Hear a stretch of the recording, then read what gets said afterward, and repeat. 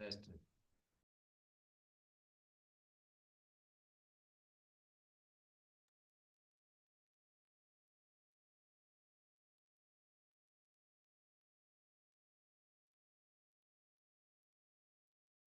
Testing. 1, 2, 3.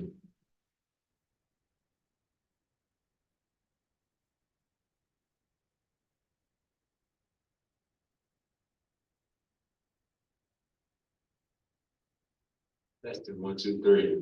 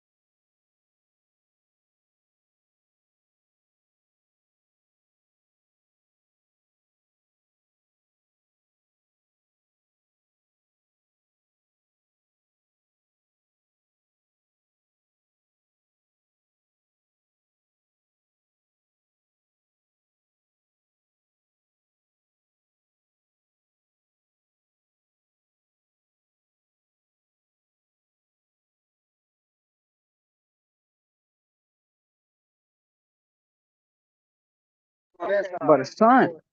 This stuff is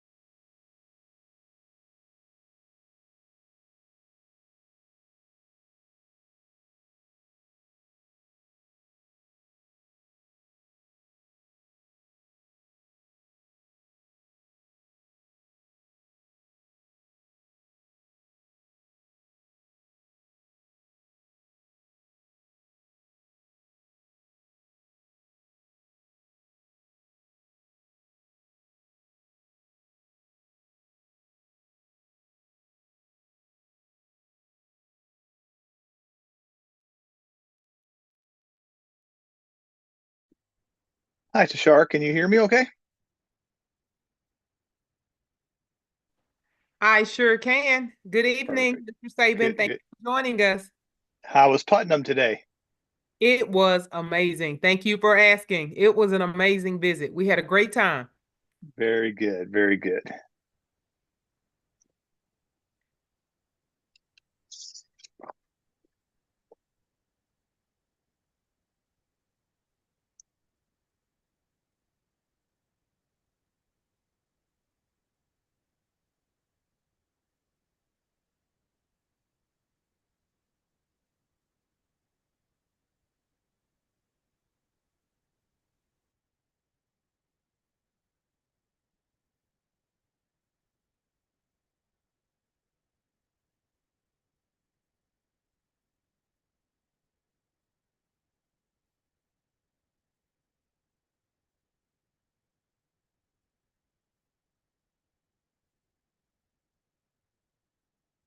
So good evening, everyone. It is 3:58 p.m. We will begin promptly at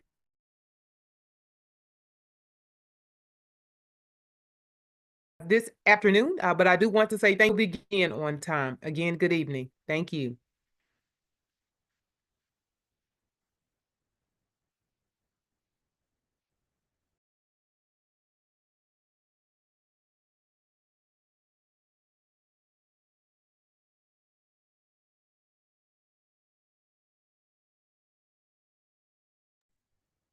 Tashar, is it possible to make me a co-host so that I can share my screen, but also use the breakout room function?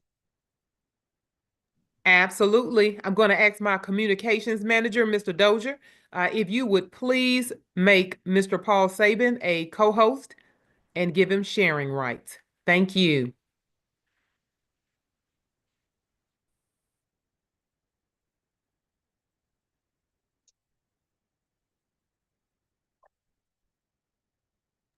He should be good to go. Thank you. Thank you very much. Thank you, Mr. Dozier.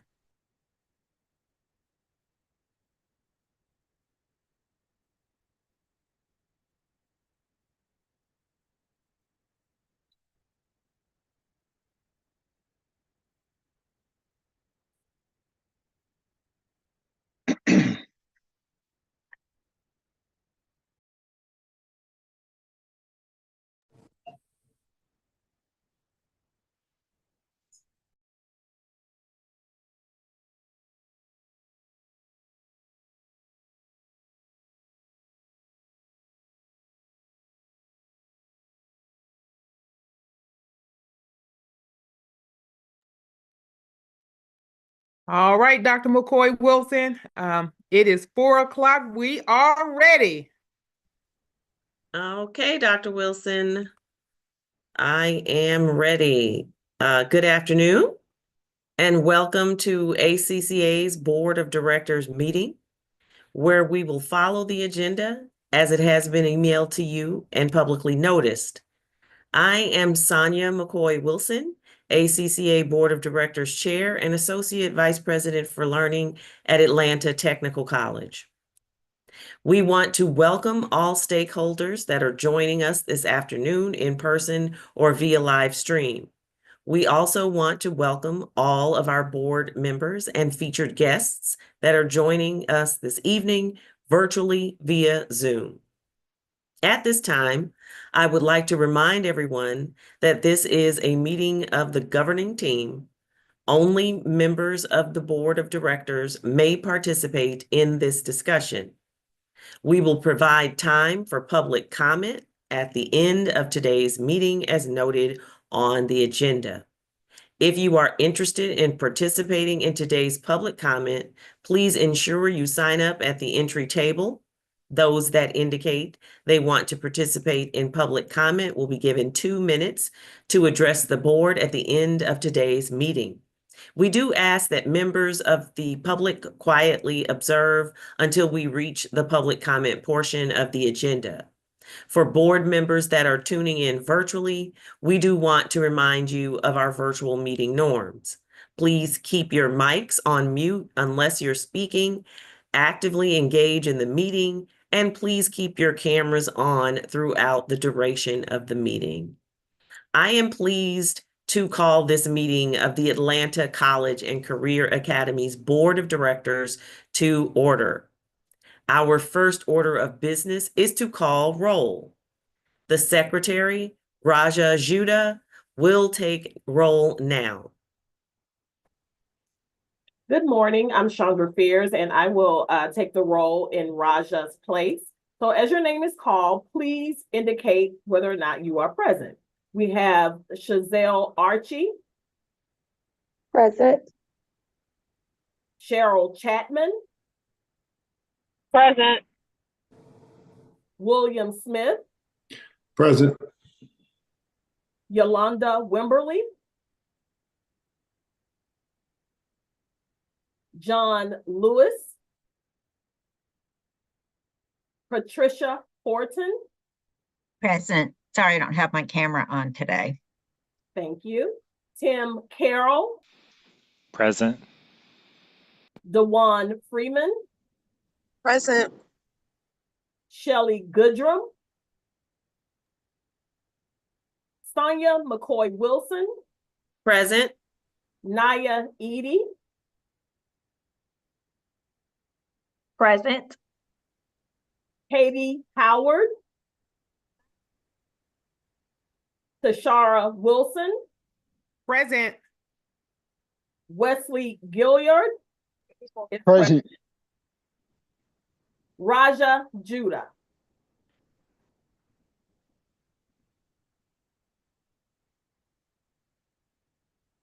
The quorum is established. Raja is trying to connect Dr. Fears. I think she's at an unstable network, but she's coming.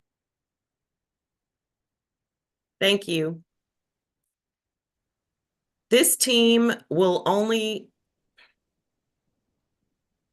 be able to take official action if a quorum is present.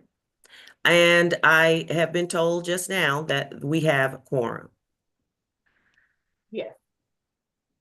All right. So our first action item or our order of business is to approve the agenda. This was provided to you and a copy is pictured on your screen, I think. Are there any changes to the agenda?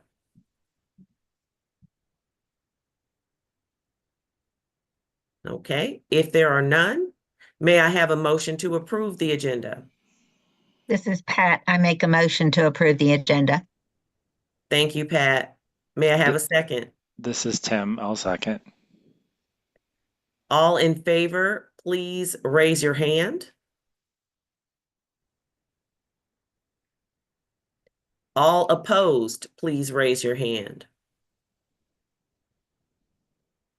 Any abstentions? Please raise your hand. I see none, so we will approve the agenda.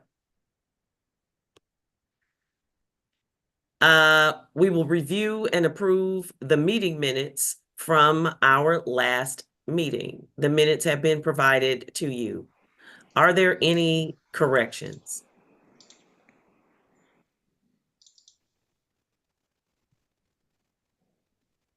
Okay. If there are no corrections, and I have not been informed of any, may I have a motion to approve the previous meeting's minutes? This is Tim. I'll make the motion to approve.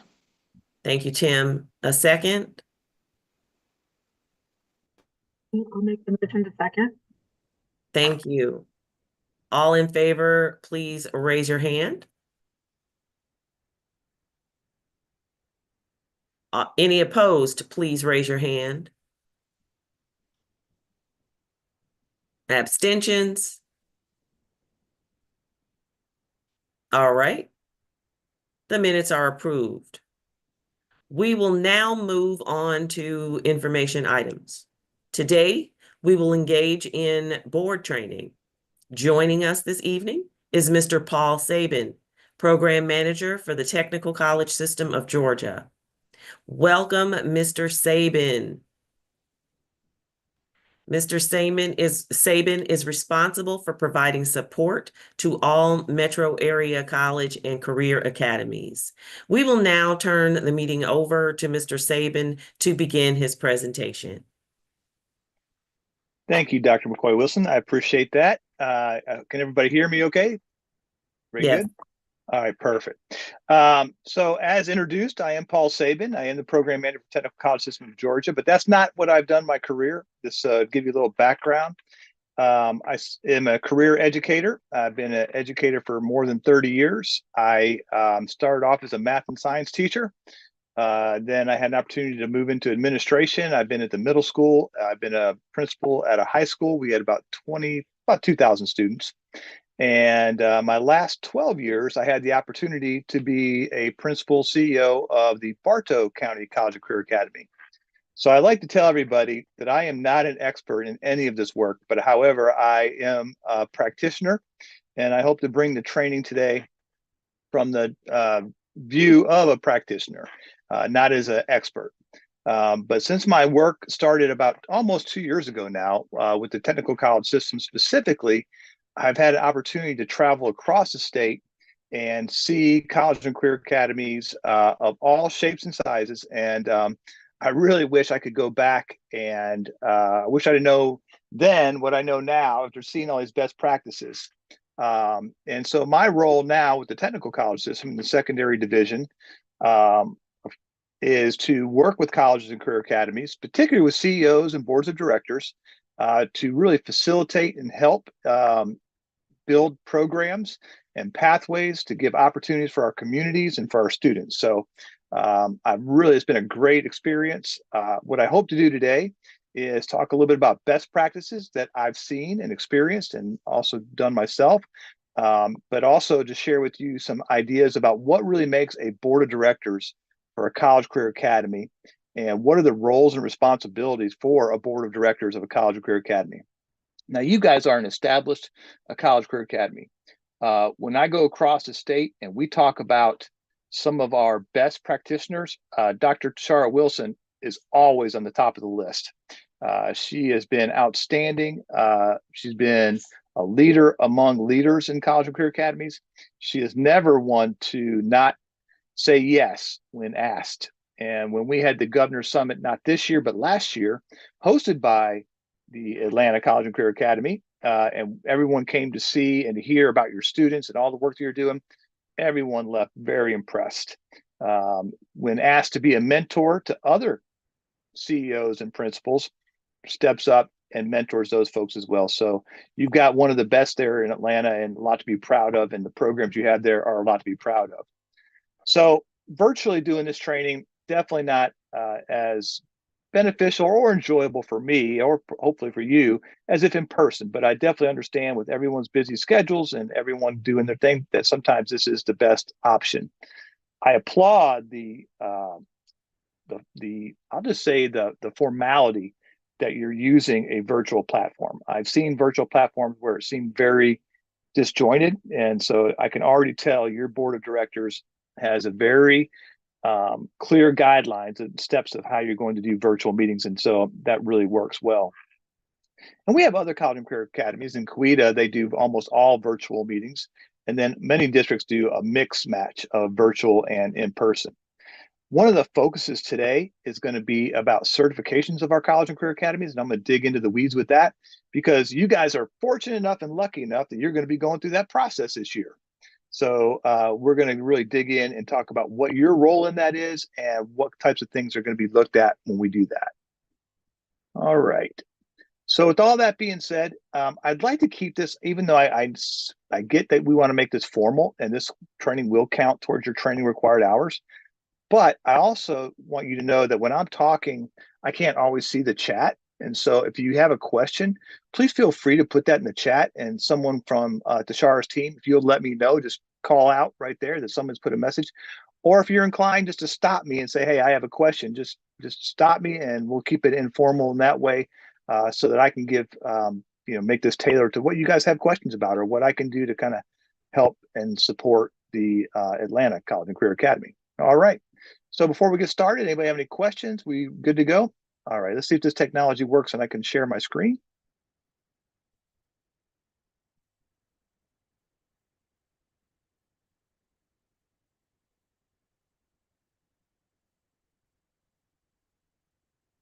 Got to move a few pieces around on here if you don't mind.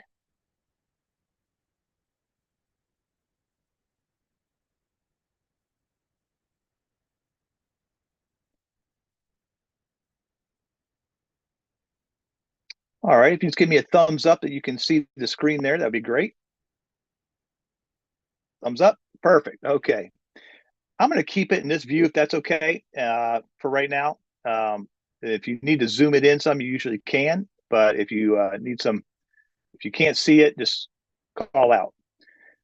So one of the things that is, I think, great about college and career academies is that we're not standing alone. Where there are 58 college and career academies across the state of Georgia.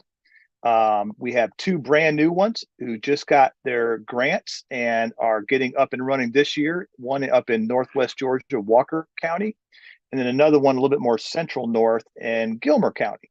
So they are 2 of our newest, but you can kind of see if you look at this map where the stars are where they're clustered. And so we have several in this, what I would call central west area, or kind of west of Atlanta and northwest of Atlanta. So there are a lot of resources, and we have multiple times when we can get together and share best practices, talk about what's working, what's not working. We have a great relationship with our post-secondary partners, Atlanta Tech. As far as their willingness to jump in and to push the envelope about what is working, what's needed in our communities, has been a great partner for several schools, several college and career academies. And so they're a really good partner as well. So this is kind of our team. These people come together. We have several meetings.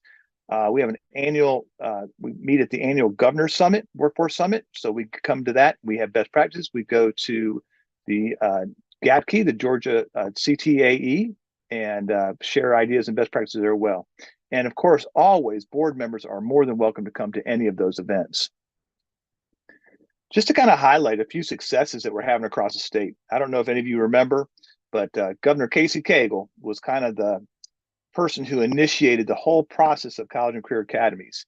And I remember going to one of his initial meetings talking about his goal was that every student in Georgia have an opportunity to attend a college and career academy. And I think, if I get this right, I think for the last 12 consecutive years, Georgia has been the best state to do business in the country.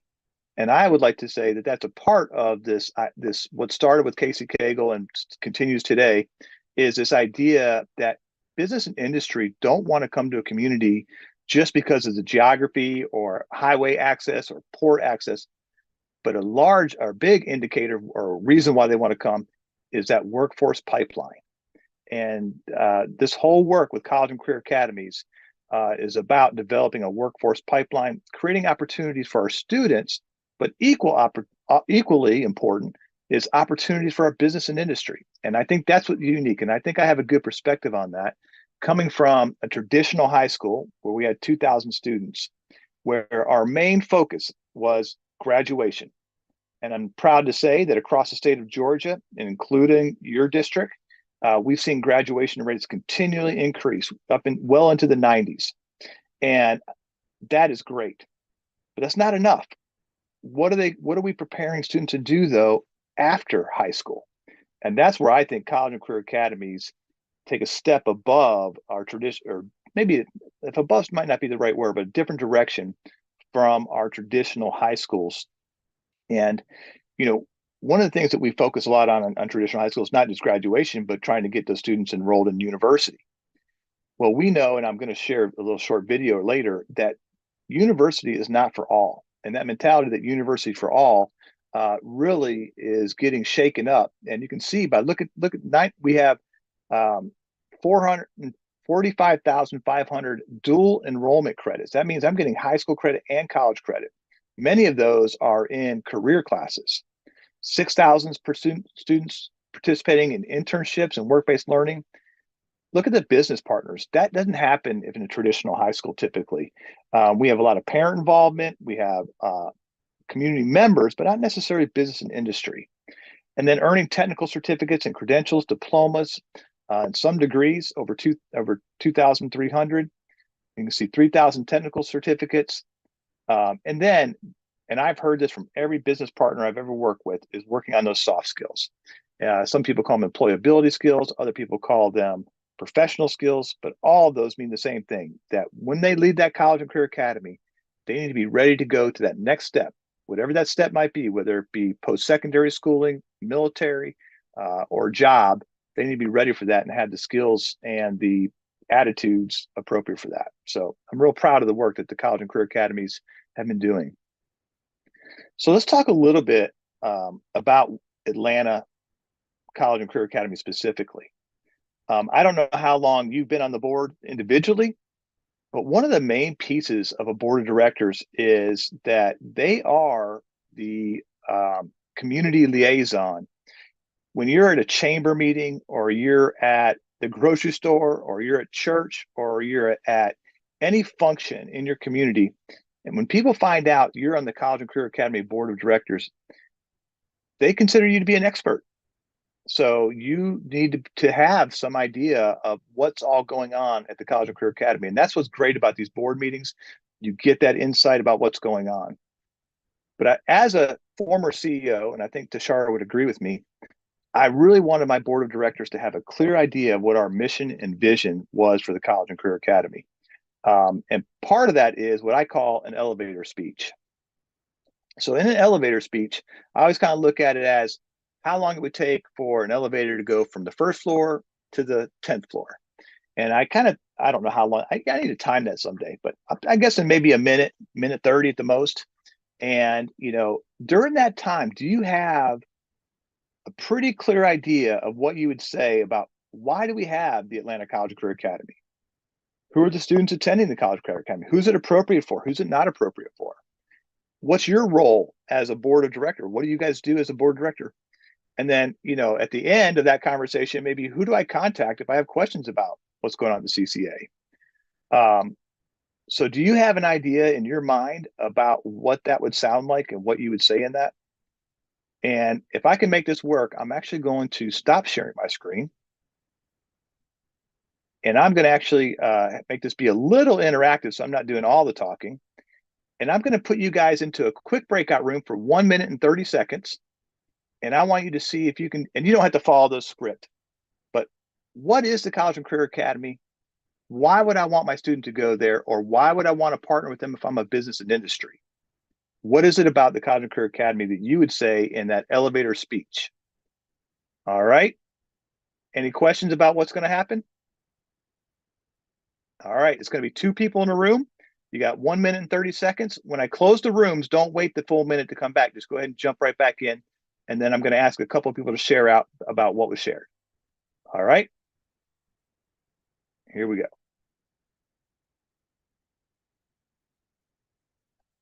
Tashara, do you know how many people we have on here right now?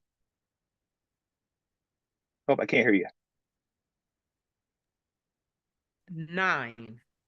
9. Okay, perfect. So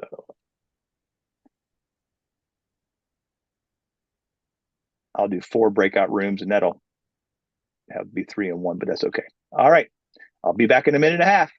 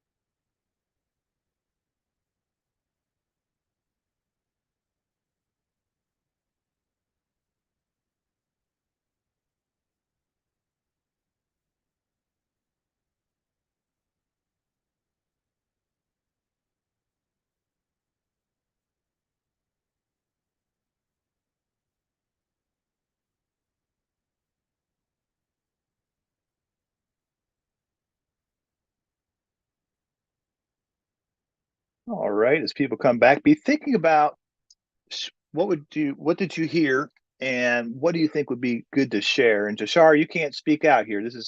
You got to bite your tongue for a second here. We're just going to give a few more people. I think we had a few more coming back. And don't forget, I'm a lifelong educator. So if I don't get any responses, I do know how to do the fickle finger of fate, and somebody will get chosen. So, all right. Any volunteers to share what was talked about in your elevator speech?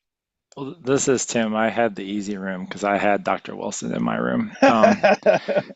And just the aligned to in-demand jobs, examples of specific pathways from cybersecurity to graphic design to healthcare, to you name it. There's a long list I could go through there. And just that it allows students to take an accelerated career pathway in 1 year. And I could go on and on about technical certificates, but that's a little too in the weeds, unless I had somebody that was really interested in that. But I think the aligned in-demand access across the APS system, it's all the high points I would want to hear. That's great. And I think that if I was just talking to you about it, already I can see that you see an advantage to it. Somebody else add to that. Hello, this is Naya Edie. I can add to that. So we went at it from student, and if we were talking to business and industry. So for students, we kind of pitched it as you can get a jump start on your career path, or the opportunity to see if that's really the career path you want to take, because this allows for that in the time that you need. And then for business, we said, hey, you get a chance to put some input in on how the next workforce is going to be trained up to come helping. I love the way you just put that. Are you crazy? There's a return on investment here. And I never really heard that term until I was working with the board of directors and really involved business and industry. Because honestly, business and industry want a return on investment. So yeah, we're going to partner and we're going to do internships or work-based learning. But what is the outcome for us? So yeah, that's great. Anybody else?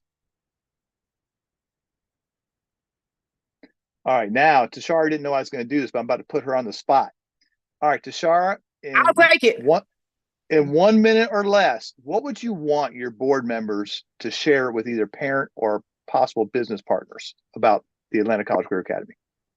The Atlanta College and Career Academy is a new innovative program provided by Atlanta Public Schools that supports our mission to graduate all scholars ready for college, career, and life.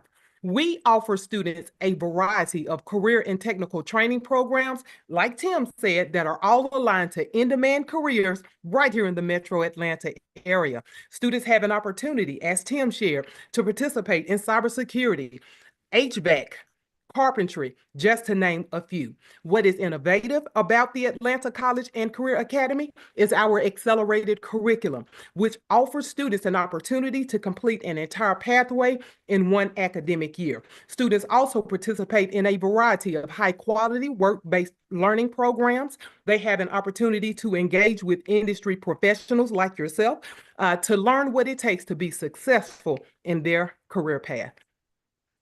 And I'll stop there. All right, Tashara. So what you need to do is just have at your next meeting, everybody needs to come in and give their pitch, just like you just did right there, because I'm sold. But yeah, and that's what we need. That's what we need our board of directors doing, to be knowledgeable. So because you are, whether you believe it or not, you're considered the expert about the College and Career Academy by serving on this board. So I've had advisory boards before, especially in schools. Okay, and that was a sit and get. You basically would get the rundown of the programs and field trips coming up. That is not a board of directors for College and Career Academy. You've got to be giving input, and you've got to be promoting and creating jobs, opportunities, and work-based learning. It needs to be an active role. And so, and I'm preaching to the choir, but it needs to be an active role. And the best practices that I've seen from across the state in the last 2 years are when that board is engaged, active, and really has a very clear understanding of what their role and what's going on at the College Career Academy. So great job, Sharon.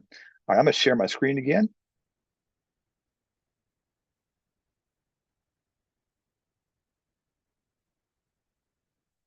All right, let's move a few pieces around here again.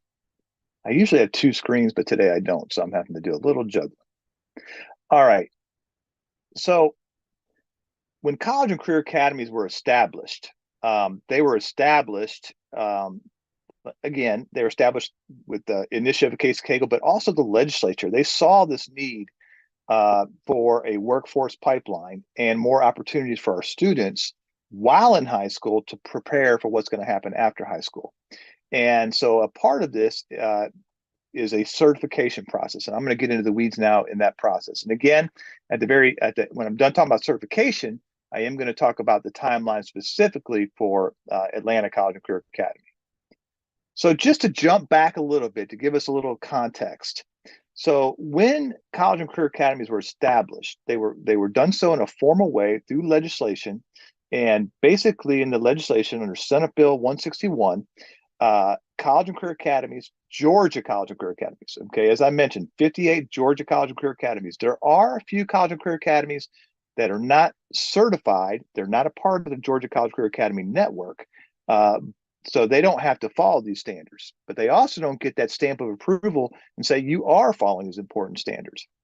So under Senate Bill 61, you can see the 4 standards that they said every Georgia College and Career Academy must follow to be called a Georgia College Career Academy. And then from that, they charged the technical college system with ensuring that these standards were being met. And so the technical college and the Office of Secondary and College Career Academies broke those into 4, and you can see what those are. So there are 5 standards that are that your college and career academy is held accountable to: governance and leadership, a lot about the board of directors; strategic planning and sustainability. Do you have a plan and continue to work to that plan? Teaching and assessing for learning. Obviously, that's an important piece of any educational community. But the number 4 is different than you'll see in any certification for any traditional high school or any traditional school. It's about that economic and workforce development. Is that taking place? And if not, then it's not meeting that standard. And then a performance contract that says, yes, here's what we agree to do, and we're doing it. So these 5 standards are where the certification will focus.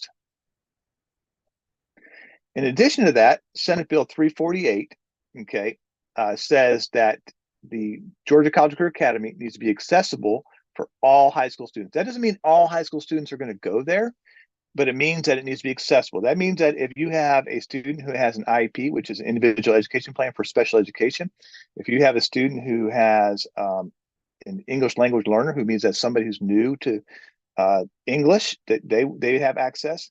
So basically that your school is accessible to all students, okay? So from those 5 standards, and there are assurances, kind of substandards that go underneath that. And for anybody that was certified prior to 2 years ago, look at the number of assurances they had. And many of them were redundant and did not align with the other certifications that we, Cognia, SACS, CLIP, all those things. So there was a concerted effort through the Board of Education, Technical College System, K-12, DOE, Georgia DOE, Department of Ed, to align those and narrow them down. And so now these are the number of assurances based on the standards. And you're going to be very comfortable with these by the time we're done with the certification process, because these will come up again and again. So I know that Tashara and her team will make this PowerPoint available to you, but if you want to dig into the weeds about go a little deeper into what these assurances mean specifically, then here they are here. During the certification, the 3 standards that we're going to really focus on are number 2, 3, and 4. So standard 2 is maintaining and communicating a purpose and direction that fully utilizes flexibility, which I already heard that several times now in your elevator speech. Teaching and assessing, again, how are we doing with the curriculum and instructional design? So to maximize the time the students are in your school, for example, getting us a credential in 1 year, that's not being done a lot of places. And then 4, how are your career pathways, dual enrollment, post-secondary certifications? How's that working for your economic development? So under that legislation, and then I'll get off of legislation, these are the areas that we that basically you're saying that we're going to do as a college and career academy, and that these are the ones that will be addressed during the certification. And you can kind of see what those look like. Again, very addressing workforce needs, providing evidence to support performance contract renewal. You have collaboration with your business and industry. In my advisory that I had at the high school, it didn't really dictate who had to be on that advisory. But part of being a college career academy, your bylaws state that the majority of your board of directors is going to be made up of business and industry. And that board of directors, and I always kind of look at it like a three-legged stool, is you've got your post-secondary partners, you have your K-12, and business and industry. Those three people, those three groups need to make up that board of directors, but the majority of it needs to be business and industry, because workforce development is the unique piece of the college and career academy. All right, now I'm really going to get in the weeds. You don't have to read all this, but I am going to go through kind of what the process looks like. Okay, so it's a 5-year cycle. So once you become a college and career academy charter, then on a 5-year cycle, you're going to be evaluated, and it's the year prior to your system renewal of their performance contract with the Department of Education. So again, that's a 5-year cycle, and it's going to be 1 year prior to your performance contract, your districts. But what happens, which is great, as a college and career academy, and when your district goes to look at their performance contract, then you're a rubber stamp. You've already been certified. Your portion of that is done. And you've answered all the questions related to the College and Career Academy and that piece of the contract of the district and the state. Like any good organization, we have a manual. And so this is really for Tashara and her team. And that manual goes through, you can see all the standards explicitly, the process, and then a lot of different resources there. And there's a link here to that. So if you're a board member and you want to dig in, you can go to that link and learn even more about the certification process. So what's it going to look like, though, on the ground? Okay, so there's three parts of this certification. So the first part is an internal review. This is when the board of directors, you're going to come together for about an hour and a half, and you're going to look at the artifacts and evidence of standards 2, 3, and 4 that Tashara and her team are going to put together in an electronic folder. And you're going to look at those artifacts and evidence against the assurances and say, yes, I can see here with these artifacts and artifacts and documents that, yeah, we show that we've met that. It could be pictures, it could be videos, it could be documents. And it's really more about quality and not quantity. You're not looking to overwhelm. So I will come there in person with Loretta McQueen, who's also works for our division. And we're going to divide you into 3 groups. Tashara and her team will make sure each of you has a computer, at least by team or individual. And you will look at the assurances for each one of those for your standard, either 2, 3, or 4, and give feedback. This is not in any way I got you. So then Tashara still has time, if it's not there, to put it in. Or maybe you say, hey, this shouldn't be here. We need to move it to a different standard. Or maybe we did something that we didn't, it's not documented. We need to add it. So that's the internal review. Very powerful, because it really gives you sometimes the first deep dive into what's happening in all aspects of the College and Career Academy. And then the next piece of it is the virtual orientation. So we're putting together a team of 5 or 6 folks who are either College and Career Academy CEOs and principals, Department of Education, charter system, or other folks who know about this work. And that's going to be our team, our visitation team. So the next step after the internal review is a virtual orientation. And this is just Tashara and her team. It takes about an hour, 45 minutes, and does an overview of the Atlanta College and Career Academy, because this team doesn't know anything about your team. So here's where the documents are shared for you to look at. Here's maybe some things that we're doing here that are a little different. Here's how we're structured our schedule. And she'll do that and share that with the team virtually. That does not involve the board of directors. Then lastly, which is the most fun part, is the on-site external visit. This is when we're going to actually come to the school with that 5 to 6 person team. We're going to conduct 6 interviews. We're going to interview different groups, including the board of directors, teachers, administrators, parents, business and industry, stakeholders. So all those different groups will have about a 30 to 45-minute interview, and that's when you really get the meat of what's going on in your College Career Academy. So Tashara just got back from Putnam, or you might still be in Putnam, and so she just served on that team and provides feedback. And three things can come from that. Either the first thing is requirements. So if for some reason it was determined that one of the standards was not met, you can have a requirement. And what all that means is then you'd have to write a corrective action plan before getting certified. The other part can come out of that is recommendations. Okay, here's some things that we see across the state or best practices that we think you guys could do that would even make it even better what's going on in your College Career Academy. Okay. And then the last part, which is the most fun part, are accommodations. Here's the things that you're doing that are not just a standard, above the standard. These are things we want to share with other folks from across the state. So those are the three pieces of information to come out, and we'll actually give a oral report out at the very end, usually at the very end around 3 o'clock or so. Everybody is welcome to attend that, but not required. And then about 2 weeks after that, you'll get a formal report of the findings of that team. And then here's just kind of the workflow about how that all works. Tashara and her team, we've been working with them already about developing, getting this platform together and the folders together. She's been a part of an orientation to the process. Now she's served on a team, so it's all part of that same process. And typically, here's what the day looks like that we actually come on site. Usually we start around 8 o'clock, and you can see each one of those groups. We usually do 2 groups at a time, so we'll divide up our team and go do 2 groups. This schedule is an example because we want Tashara and her team to develop the schedule that best meets your schedule and makes the availability of your stakeholders. And if I got this right, these are the dates that we have talked about and that we've agreed upon.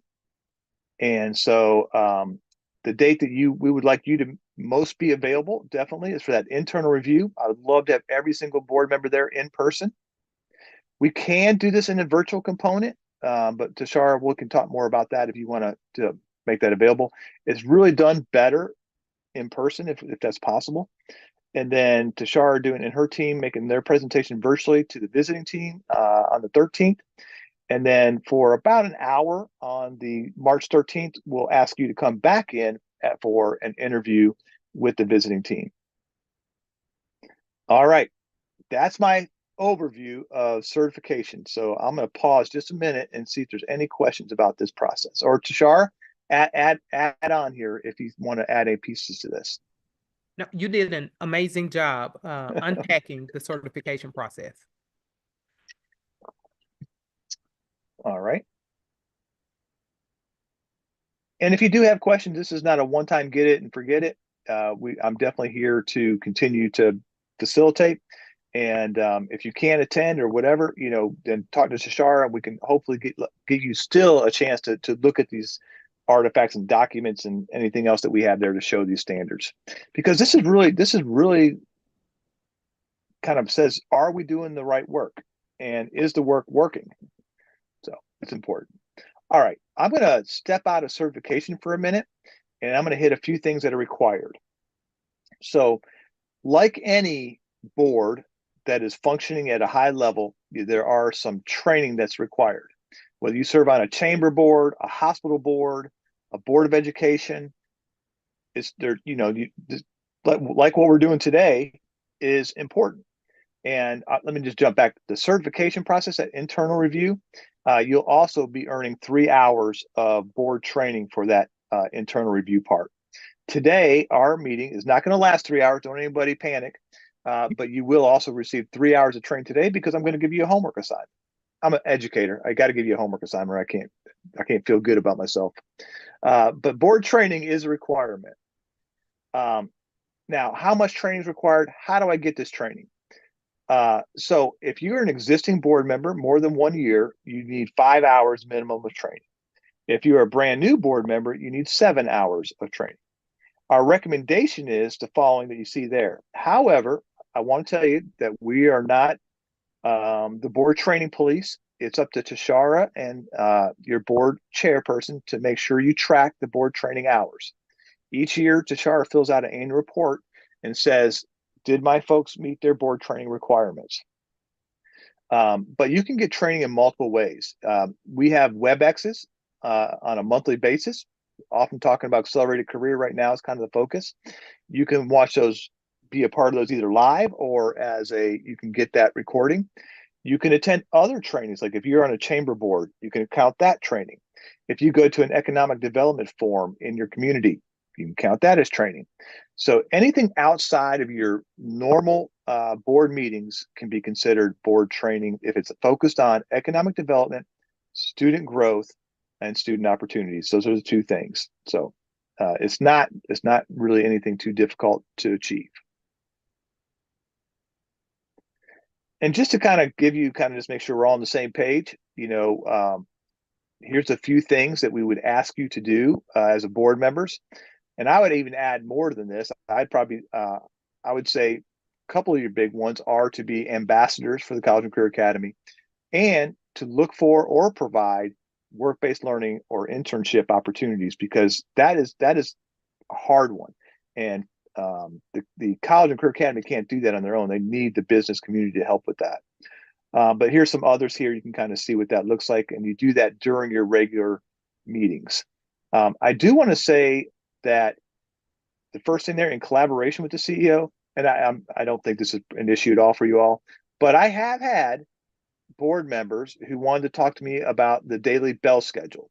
Well, that's not the board of directors' role, okay? Or discipline procedures in the school, not the role of the board of directors, okay? Remember, you're about workforce development and student growth. And so just kind of make sure you're staying in your lane and working with the CEO, not outside the CEO when you're doing this work. And here are a few things that I'd mentioned that you can be looking at as far as board training. And I love it when I hear that boards are talking about what they want to get more information about. So maybe you want more information about accelerated career or Georgia Match or Georgia Peach State tax credit or internships or work-based learning. Any of those things can be a part of board training. And then I can help find, again, I'm not an expert, I'm a practitioner, but I know a lot of experts. I can find the right people to come and help with that training, and then Tashara can do that as well. So, you should be thinking, a little bit reflectively about what do I need, what do we need more of?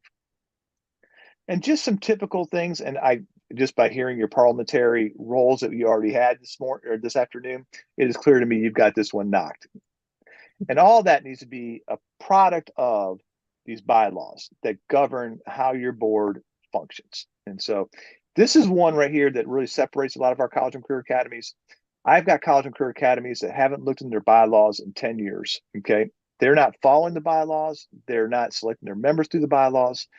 These bylaws are your documents that should be dictating what's happening with your board of directors. And they're yours. You can change them weekly. I don't recommend that, but you could. You can change them annually, but you should be looking at them at least annually to make sure that they're meeting the needs. You have the right people on the board doing the right work. And this is a few more things about effective governance. And I think that the biggest one here to me is that you support a healthy, not the biggest one, but support a healthy partnership as a board and among the school leadership, and recognize that you work in conjunction with the Board of Education. I always like to say this because sometimes people get a little sideways. The Board of Education is the legal authority for the school system. So they make the final decision. However, they also have an agreement with the Board of Directors of the College and Career Academy to listen to your recommendations. And so I always thought that the board of directors leveraged a lot of pull because you're important in your community or you wouldn't be on this board of directors. And so when you're, when you all are trying to make something progress, it's important to make sure your board of education is aware and your superintendent and you're working connected. If that doesn't happen, then it gets sideways. So it's real important that relationship be one that really works well together. And again, we talked about how this is all kind of all those working together, all those pieces work together. When I first started this work, the technical college and university system colleges were really in a silo. K-12, we had community partners, but I would not have called them business partners unless we were asking for a donation.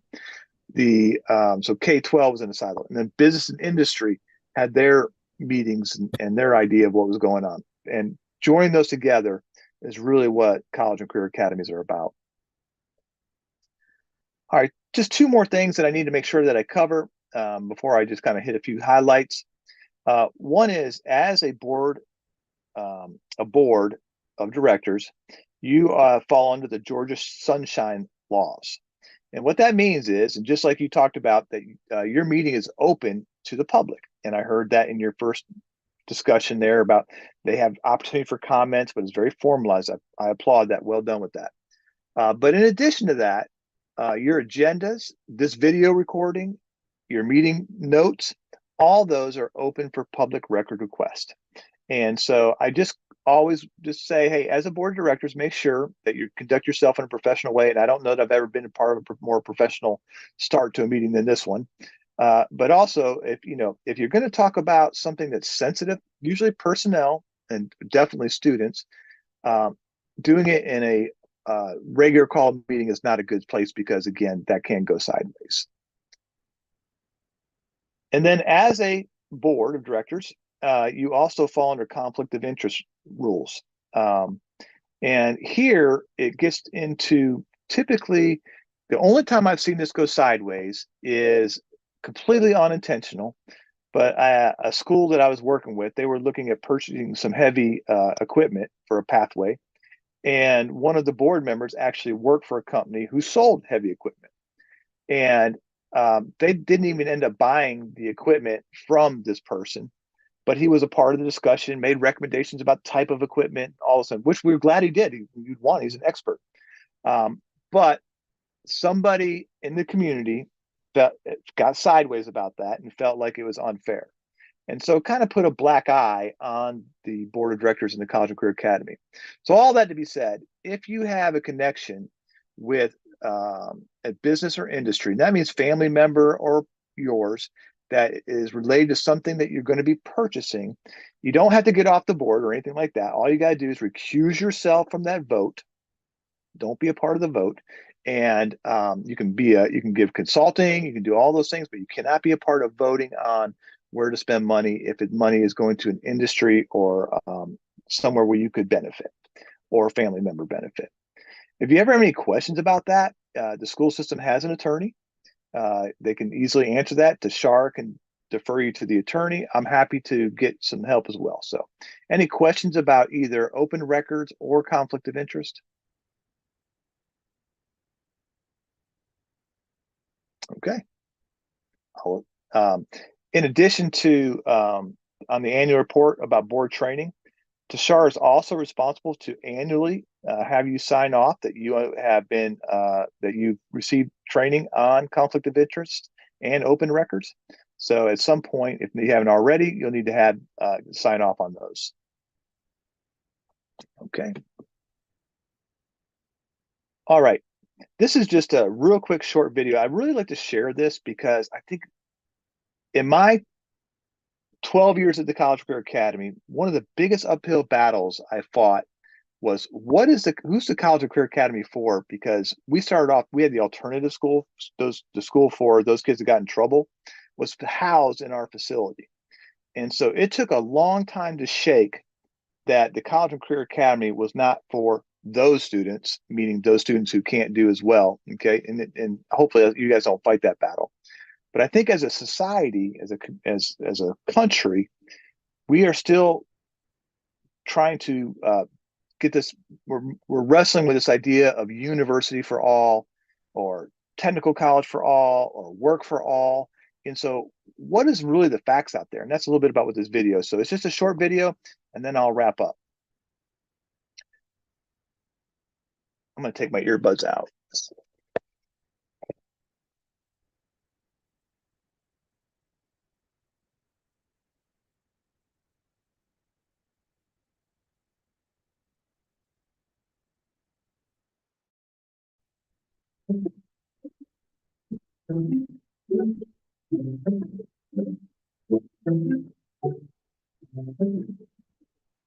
Education is core to our economy, but in order to guide our educational systems and maximize future income, we must understand the misalignment between education and our workforce. In my pursuit of higher education, I have earned 2 bachelor's degrees, 2 master's degrees, and I'm working on a PhD. In total, this has cost me over $150,000.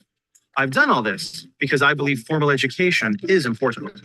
Part of this belief came from seeing charts like this, presenting a correlation between higher degrees and higher income, showing on average that a person with a college degree earns far more money than the average person without a high school diploma.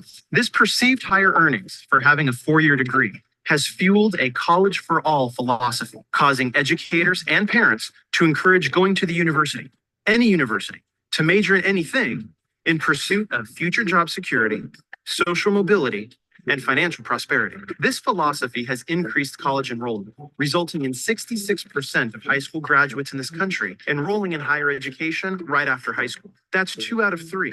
Initially, they are deemed the successful ones, but what you won't see advertised is the reality that most drop out, and only a quarter of those that enroll will finish a bachelor's degree.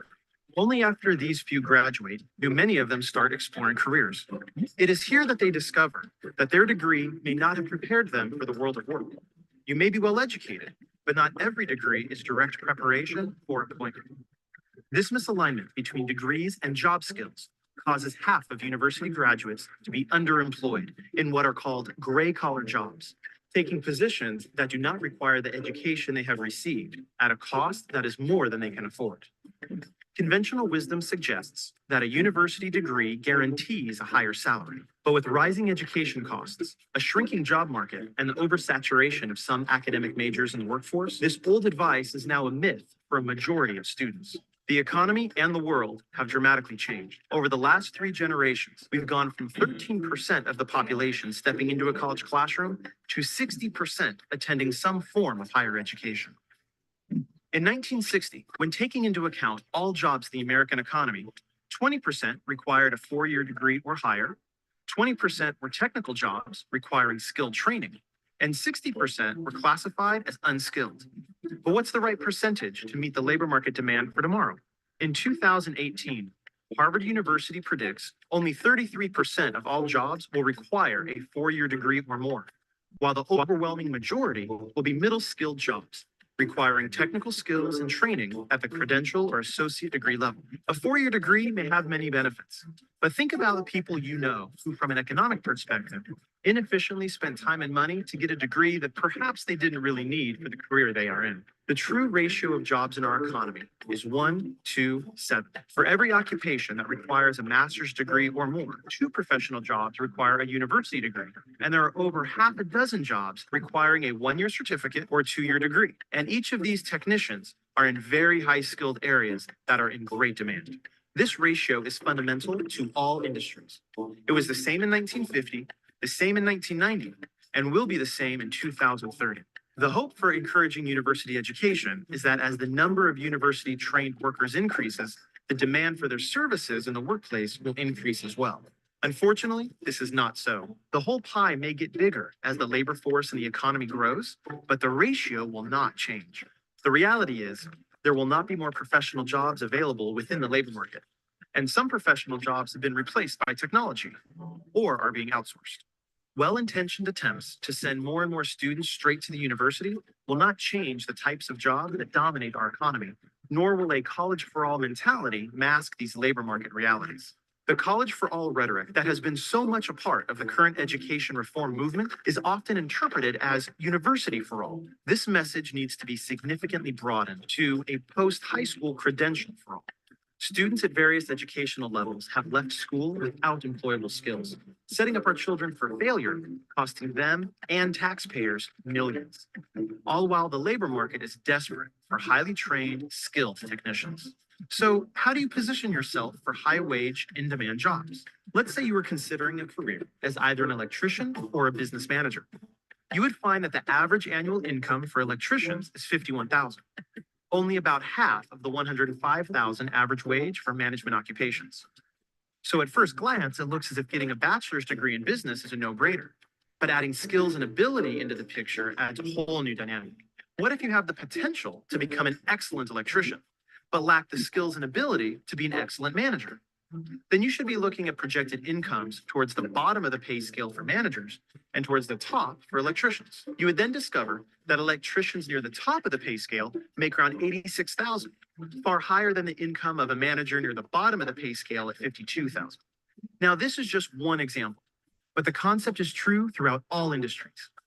The claim that you will make more money with an increased amount of education is not necessarily inaccurate, it's just incomplete. That advice is based just on the averages, but no one is perfectly average. Everyone has unique skills, talents, and interests. In fact, the income for the top individuals in a wide variety of skilled jobs that require an industry credential or two-year degree is far higher than the average income for many occupations that require a four-year degree. Nationally, associate degree earners range between $27,000 and $68,000, while bachelor's recipients earn between $34,000 and $97,000. But this data only accounts for the 25th to the 75th percentile of full-time adult workers. This means that 25% of associate degree holders earn more than $68,000 annually, and 25% of bachelor's degree holders earn less than $34,000. Our world has changed, and in this new economy, the university degree is no longer the guaranteed path towards financial success as it was for previous generations. And even if you do earn one, that education alone may not be enough. In today's highly technical, knowledge-based economy, having hands-on skills and perfecting what you're good at can be more valuable than getting a degree in something simply to get one. Employers want to know what you can do and what you can do well, not just what degree hangs on your wall. Since new and emerging occupations in every industry now require a combination of academic knowledge and technical ability, we need to ensure that we're also guiding students towards careers and not just to the university. So before enrolling in classes or deciding what you're going to do next in your life, step one is self-exploration. In addition to your... All right. So I stopped sharing for a second because I want to know, does this resonate with you? Do you agree with what you saw there, or do you kind of still feel like maybe that's not accurate?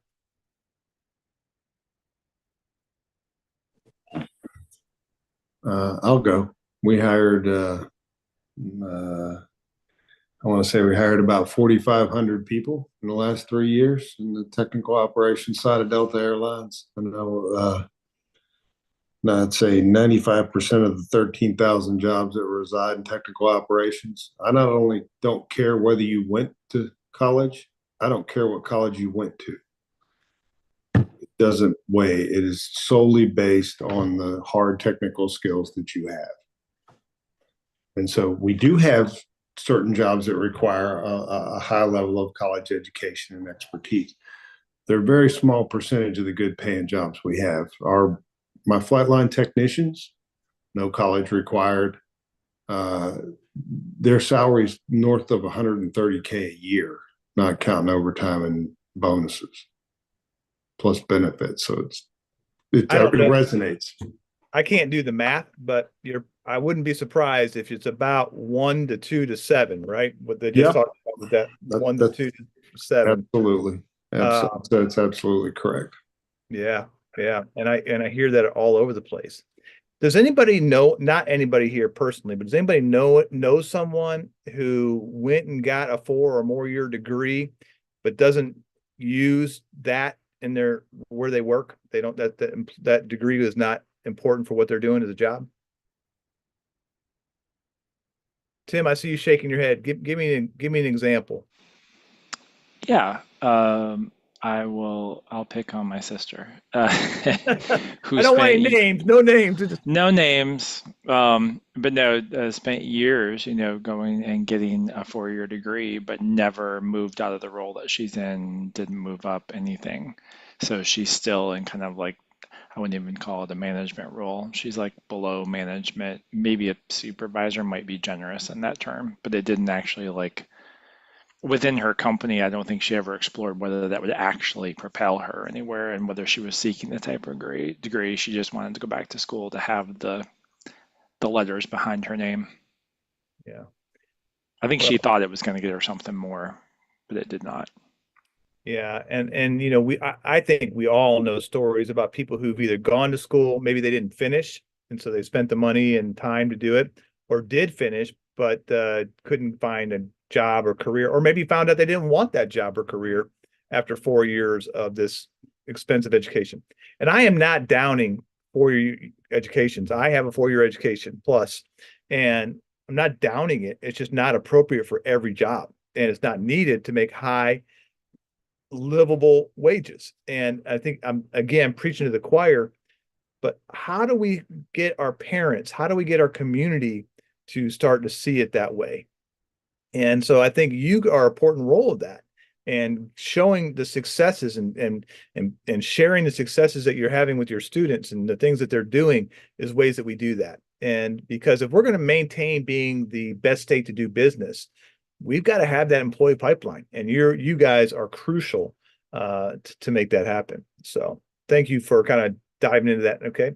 All right. I'm going to wrap up here with just a couple more things I wanted to share that are happening across the state. Many of these you may know about, some you may not, but I want to share them anyway.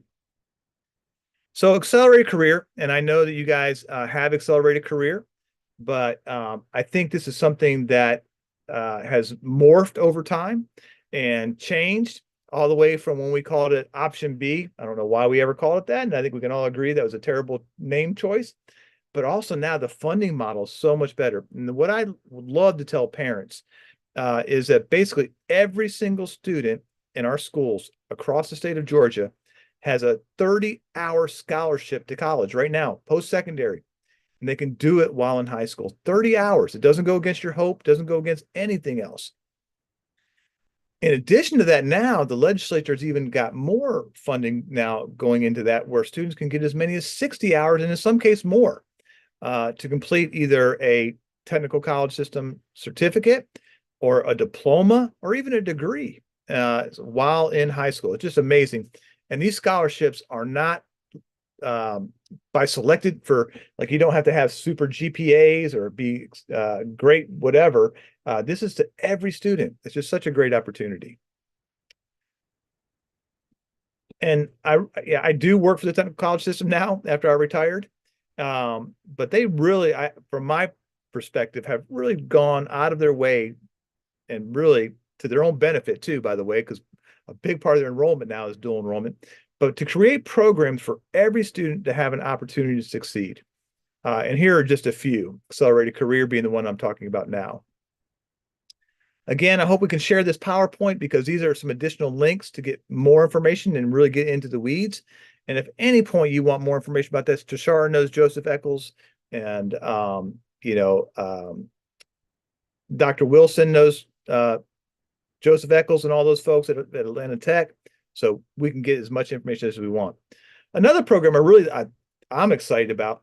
So when I was a high school principal, it was not uncommon for me to go to a senior class. I would go in there in spring semester. It might even be as late as February or March. And I would always say, what are y'all going to do after you graduate? And the number one answer I got, I got a lot of I don't knows, but number one answer was going to college, and they meant university. And I was like, oh my gosh, great job, Paul. You did it. Everybody's graduating, they're going to university. Then I say, where are you going to go? Well, I don't know yet. Well, have you applied? No, I haven't applied yet. Have you taken any of the necessary tests to get it? No, I haven't. They were just giving that mantra that they heard their whole life, that they're going to be going to a 4-year university. And I kind of blame ourselves as public educators. We take students from first grade to second grade to third grade to fourth grade. We pretty much tell them what they're going to do each and every time along the way, and it just gradually goes on.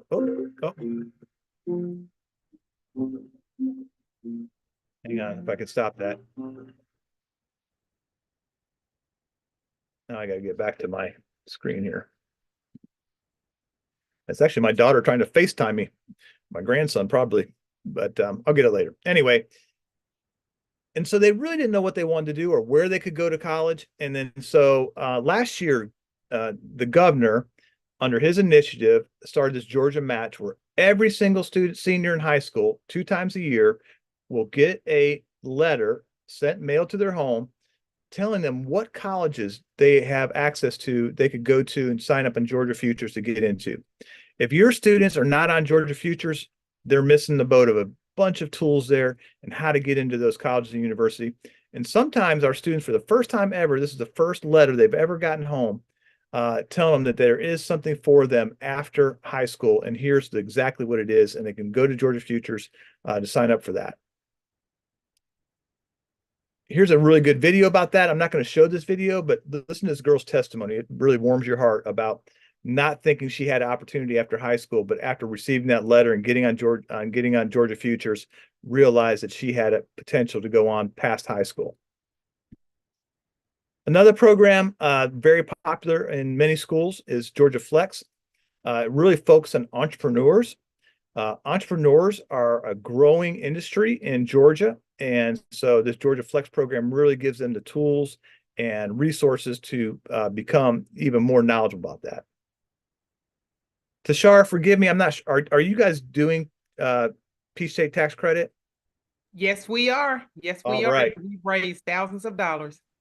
I'll tell you, the communities I go to that don't either know about Peach State tax credit or not taking advantage of it, I just want to shake them and say, I don't know how long this is going to last because it's almost like one of those too good to be trues, but golly, take advantage of that and get engaged with that. And it sounds like you already are. Again, here's some links for additional information from each of these different groups. If you want to dig in and see more about what opportunities are out there for our students. All right, I'm going to stop sharing my screen again.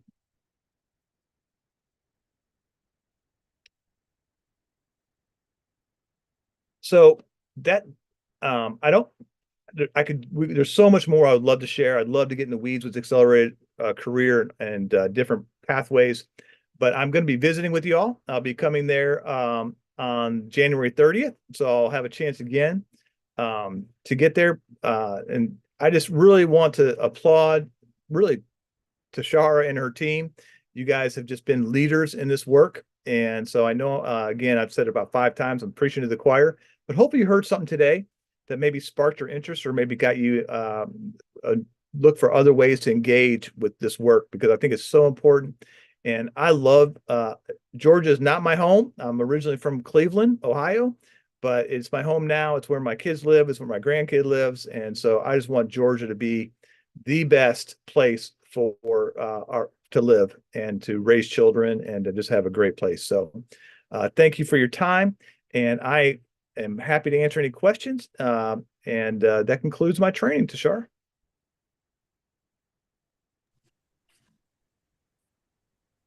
Thank you so much, Mr. Sabin. And this entire presentation is in our shared drive. So we're going to jump right back into, there we go. So I'll hand it back over to our chair. Thank you, Dr. Wilson, and thank you, Mr. Sabin, for sharing such great information with us this evening. We appreciate your time and expertise. We will now open the floor for questions or comments regarding the presentation, or I suppose we already got past that. We're now moving into announcements. So we will move on to our announcements. Does anyone have any announcements? I have an announcement on behalf of ACCA. This is just a reminder for the board that our next meeting will take place on January 30th, and it will be the internal review, as Mr. Sabin discussed earlier. The meeting is in person from 10 a.m. until 12 p.m. And all board members must be present. And it will be at our location, which is 1090 Windsor Street. And Dr. Wilson also shared a calendar invite with the same information. Thank you. Thank you. At this time, we will welcome public comment. Dr. Wilson, do we have anyone that signed up to speak? No one signed up for public comment at this time. Thank you. All righty, we have reached the end of our agenda. Is there any additional business at this time? Okay, I great. just want to say Oh, kudos to Dr. Wilson for being mentioned by Paul of how wonderful she's recognized throughout the state for the work that she does. absolutely. Dr. Wilson, you're amazing. I think we can all agree. All right. May I then have a motion to adjourn the meeting? This is Bill, motion to adjourn. Thanks, Bill. Can I get a second? This is Pat. I second the motion. All in favor, please raise your hand. All opposed, please raise your hand. Any abstentions? All right. Then the meeting is officially adjourned.